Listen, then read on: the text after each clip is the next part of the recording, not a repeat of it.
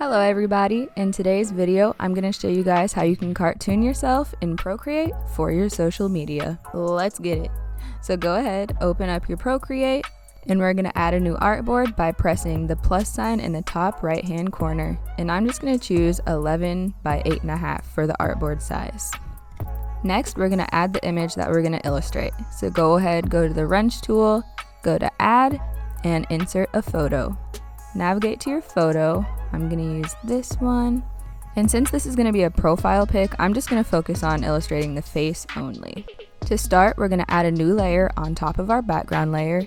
And I'm just going to rename this layer Outlines. Then I'm going to go choose my brush. My go-to brush is usually this script brush. And then I'm going to use the color black for these outlines. So let's lower the opacity of our background layer so we can see better. And let's start outlining. So what I'm doing is I'm just tracing along the general outline of each facial feature. So go ahead and draw your eyes, your ears, your mouth, your nose, and y'all know how the rest of the song goes.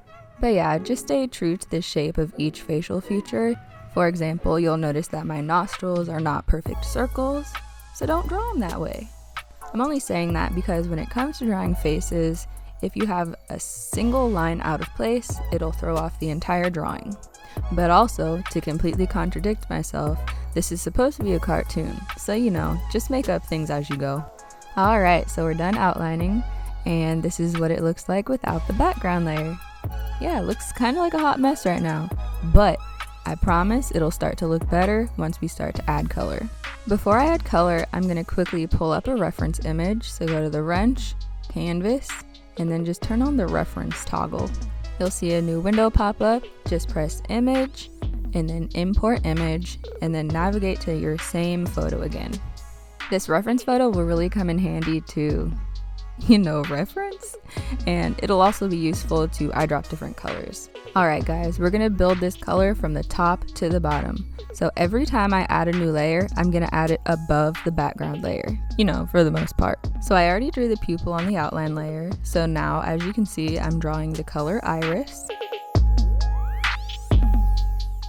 Oh, I almost forgot. We need to add the little sparkle in our eye. So I'm gonna add it on top of the outline layer, choose white, and then just draw a couple dots in the eye. As you can see, it really brings the illustration to life. Alright, back to what I said before. Each time we add a new layer, we're going to add it above the background layer. So I'm going to start by drawing the shadow of the white part of the eye. Then I'm going to add a new layer on top of the background layer so I can fill in the base color of the eye. We're going to use this same process through most of the drawing, starting with the shadow layer and then following it with the base color.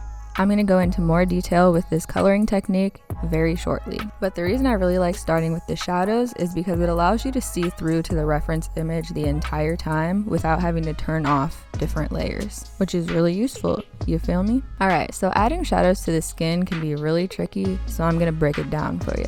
So first, let's grab a nice base skin color and just draw it off to the side so you can reference it.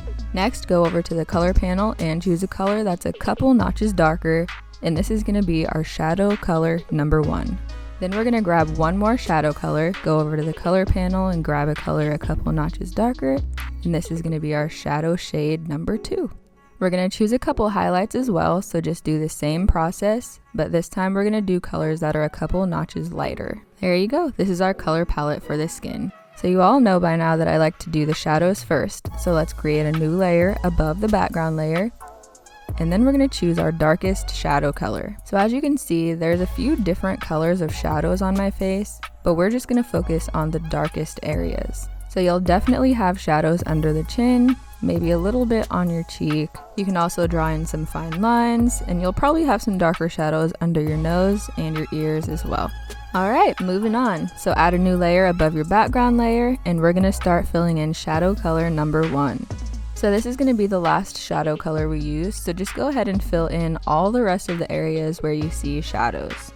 So for me, there's definitely a lot of shadows in the nose area as well as the cheek area. It can also be really useful to look at your reference image and just fill in any areas that look a little darker in the image. Alright, so we're done adding the shadows. Next, we're going to move on to the highlights. So I'm going to select the lightest highlight color, highlight number 2, add a new layer above our background, and just fill in a few key areas like the tip of the nose, under the cheek. Then we're going to add a new layer for our last highlight color, highlight number 1, and we're just going to fill that in all the rest of the areas that look like they are highlighted. And at this point I realized that I accidentally got rid of some of my shadows, so I'm just adding that in right now. And lastly, to finally finish off this skin, we're going to fill in the base color, which is just the rest of the face. So at this point your skin should be looking nice and toned, which leaves the last thing, the hair. So right here I'm just adding in a few more details to the outline layer. I'm just kind of winging it here. My hair is very curly, so I'm just adding in a few squiggly wigglies for some extra detail. So I'm going to color the hair the same way that I colored the skin. I'm going to use a base color, a shadow color, and a highlight color. So starting with the shadow color, I noticed that most of the shadows were kind of framing my face. And then I'm also filling in some shadows underneath our line work just to kind of add some dimension. After the shadow work, you guessed it, we're adding some highlights. I focused most of the highlights on the outer edge of my hair. And lastly, we're going to add in the base color. That's right, just fill in all the rest of the background color of the hair. And there you go, you're all tuned up. The last thing we're going to do is just choose a background color. I thought that a bright orange would look kind of fun. And then I really wanted this illustration to pop, so I decided to add a white stroke around the entire illustration. And just like that, we're done. So let's just save this out, go to the wrench, press share, and then JPEG. And I want this to go to my photo library, so I pressed save image.